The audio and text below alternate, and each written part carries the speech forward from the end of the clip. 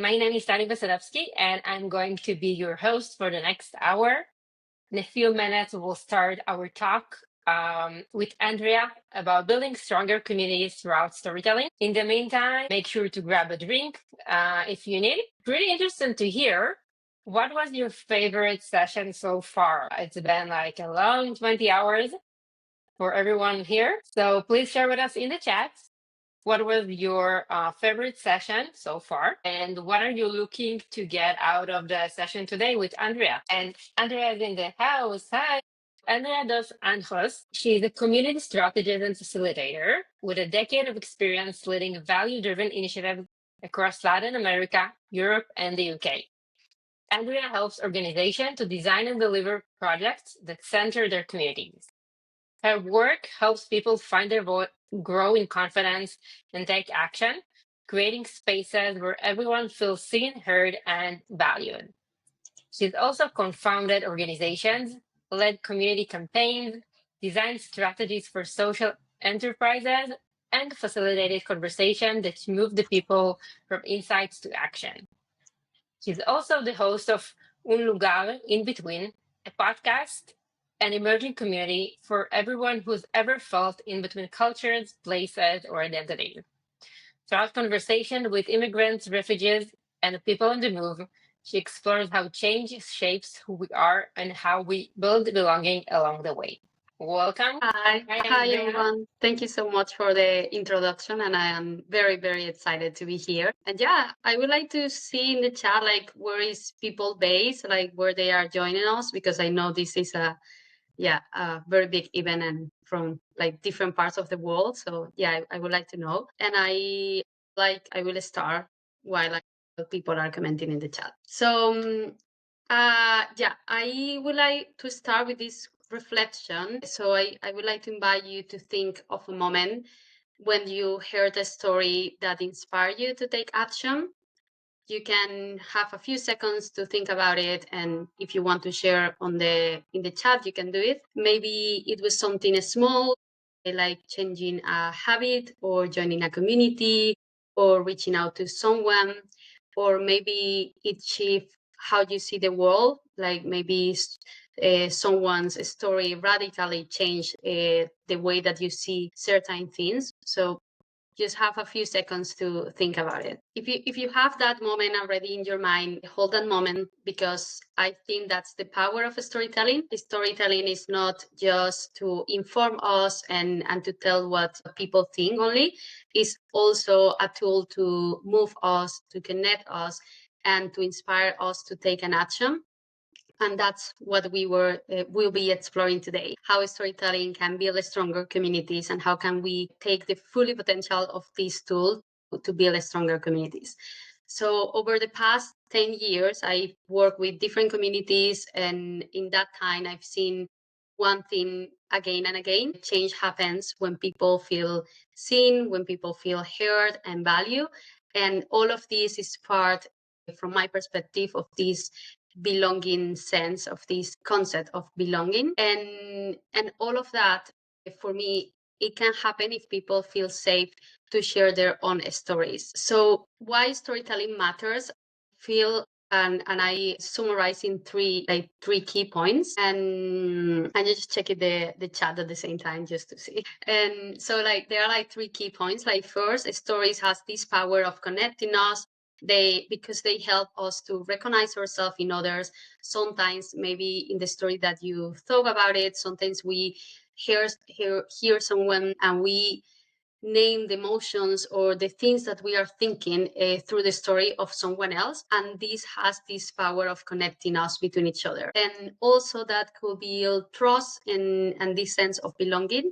And they also influence policy, help secure funding, and shape public narrative. So there is as well a bigger impact of the storytelling part, because it's not only about the individual stories, it's also how can we build this collective story, and also this collective story of our community especially. So for example, in Bath, I live in the UK, and I co-created this series of events. It's a series of storytelling events called Beyond Bath Talks, and is with Bath Welcomes Refugees. And at first, I thought, and when we planned these sessions, we planned with the idea to raise awareness for the public. But after, very quickly, I realized it was something else happening. These spaces gave the people the chance, gave people the chance to feel seen and heard and feel safe to share their stories. So I invite you today to see in these two levels, how can we see the power of stories from internal to outside, but also how can we see as a tool for build confidence in the members of our communities, in the people that we work, and like how can we strengthen our communities and our organizations. So the other reflection that I have, and probably you have heard this, that is stories are everywhere, and all of us, if I ask you, all of us, we have a story to tell. It's more about how do we identify them and how do we feel power to share our stories and to ask people their stories. So I will share a few tools that it could help us to put this in practice in our work. So first is active listening. And active listening is about being fully present and connected to other person, and not just waiting for your turn to speak, or not only sharing your objectives and what is your agenda, but also being very genuine about this listening part. And I think this is very important, like to keep these conversations going. The second, and is very related, is about emotions and motivations. Behind every statement is a motivation, a concern, or a need, and it's our responsibility to really identify them, because this is what people will want to share. This is what people will want to take action after. So if we listen closely, we can hear not just the facts, but also the emotions and motivations. This is a quick exercise that you can do after this talk, or actually in the next talk.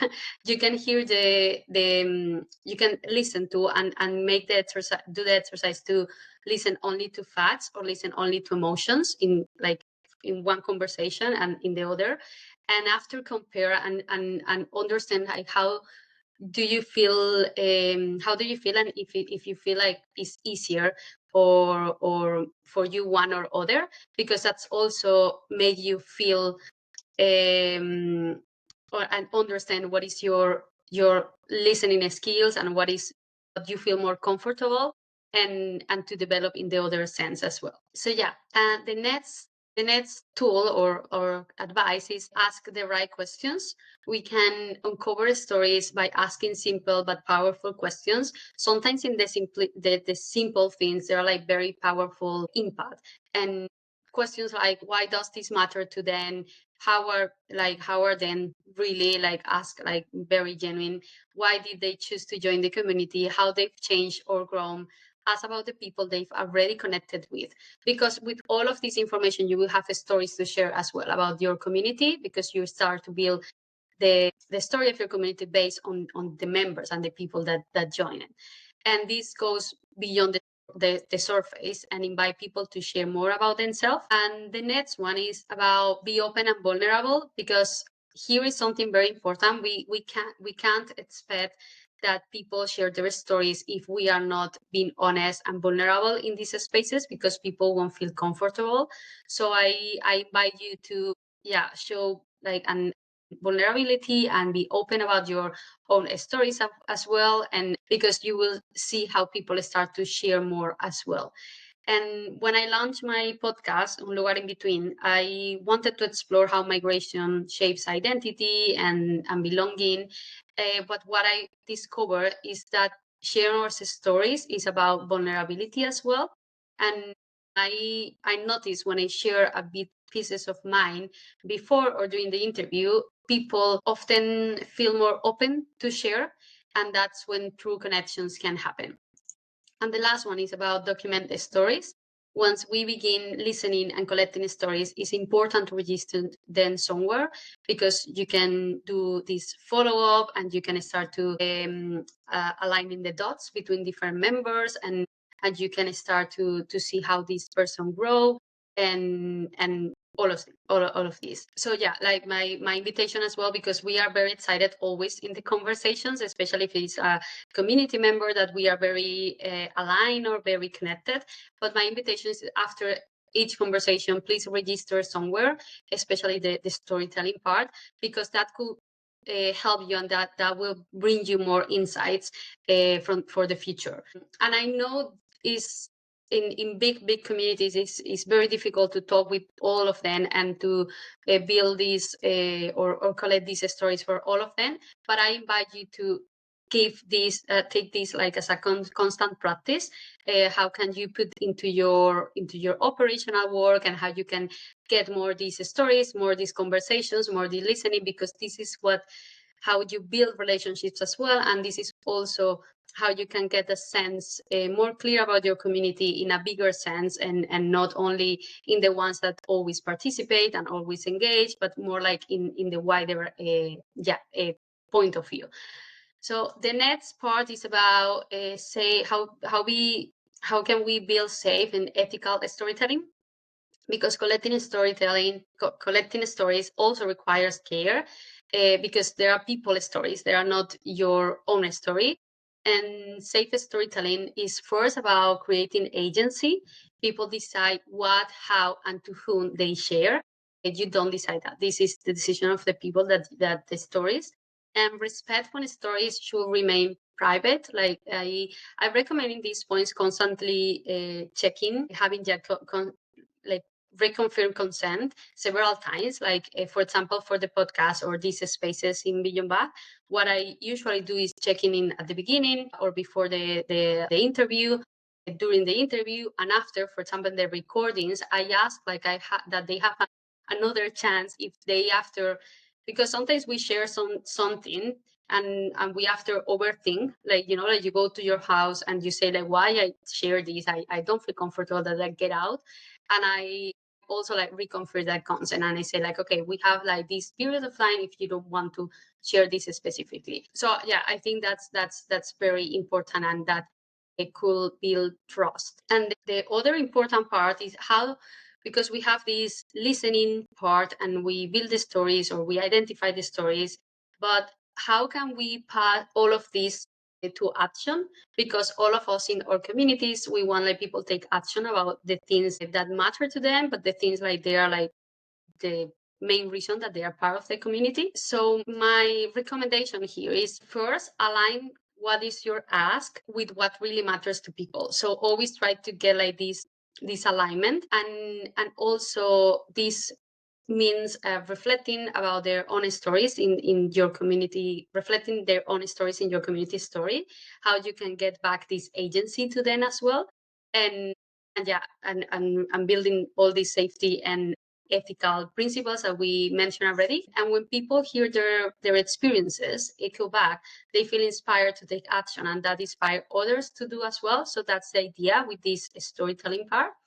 And one example of this is in the Nextdoor Nature program. I've been working in the last year with the Wildlife Trust, and we shift from a traditional engagement approach to a community organizing way of working. I was involved in this program, in specifically in this area.